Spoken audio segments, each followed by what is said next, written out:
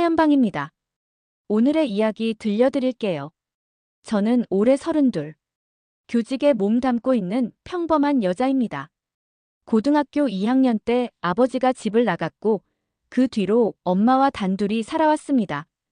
어머니는 이혼을 하니마니 할 겨를도 없이 언젠간 돌아오리라 생각하셨겠죠. 하루하루 벌어먹고 사느라 바쁜 나날들로 보냈습니다. 그 와중에 우편함은 독촉장으로 가득 찼고 아버지는 사업 실패로 빚을 잔뜩 남기고 떠난 셈이었죠. 엄마는 파출부, 식당일, 건물 청소까지 닥치는 대로 일하며 저를 키웠습니다.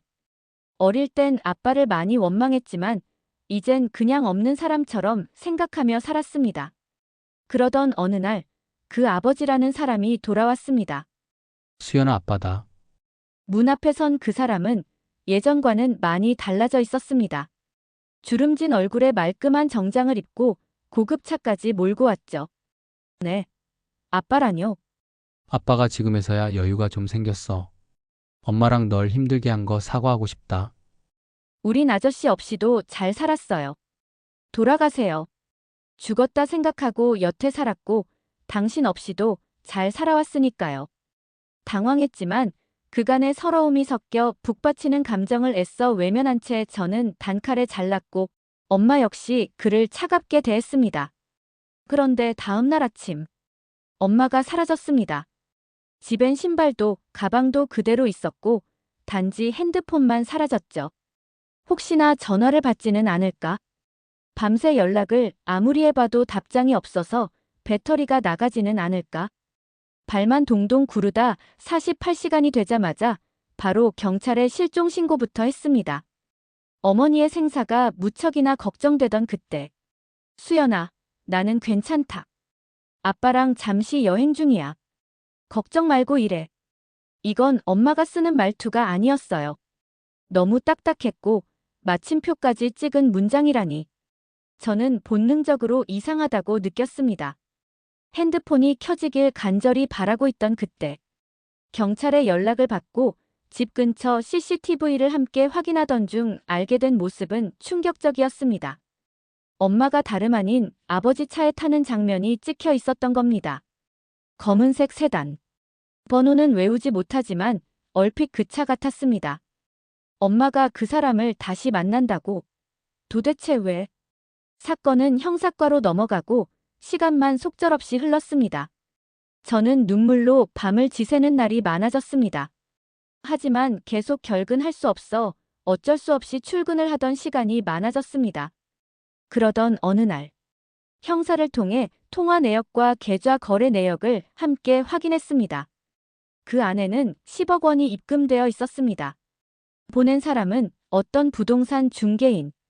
그리고 그 이름을 검색한 순간 제 몸이 얼어붙었습니다.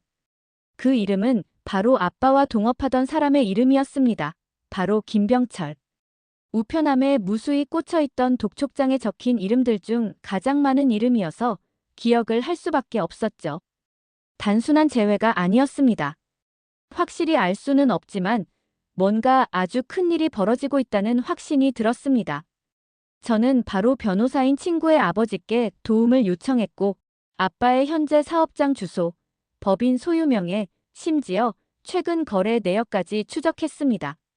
놀랍게도 아빠는 지금 부동산 사기 전과 이범이었고 위장 결혼 후 보험 사기로 소문난 인물이었습니다.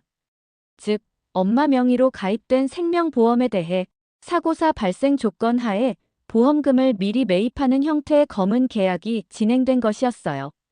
그 계좌도, 그 계약서도 다 아빠가 조작해서 만든 것이었습니다. 아빠는 엄마를 자연사한 듯 위장해서 죽이려 했고 10억은 사망이 확인되면 완전 지급 조건이었던 것입니다. 중간중간 켜지는 엄마의 핸드폰은 가끔 위치가 잡히긴 했지만 항상 도로 위였기 때문에 찾을 순 없었습니다. 마지막으로 핸드폰이 켜진 곳은 경기도 외곽의 허름한 주택이어서 재빨리 수색에 들어갔습니다. 전 연락을 받자마자 그곳으로 무작정 달려갔습니다. 안엔 인기척이 없었고 보일러실 같은 창고문이 굳게 닫혀 있었습니다. 열쇠를 부수고 들어간 순간 엄마가 손발이 묶인 채 바닥에 쓰러져 있었습니다. 눈도 제대로 뜨지 못하고 있던 엄마는 저를 보자마자 흐느끼기 시작했어요. 그동안 빗물이 고인 바닥 웅덩이에서 물을 마시며 버틴 것 같았습니다. 겨우 정신을 차린 엄마가 힘없는 목소리로 말했습니다. 그 인간이 내 앞으로 보험을 들었어. 사망보험. 알아. 엄마 일단 병원부터 가자. 다 끝났어.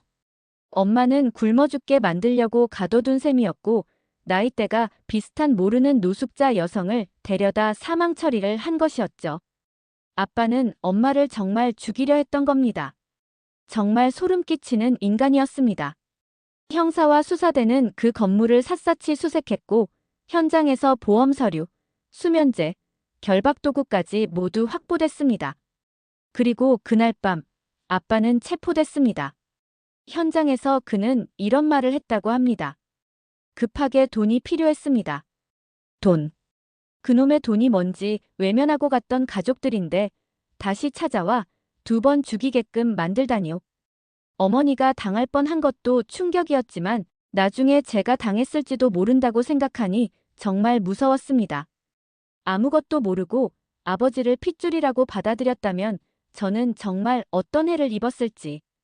그래서 저는 핸드폰 번호도 바꾸었습니다.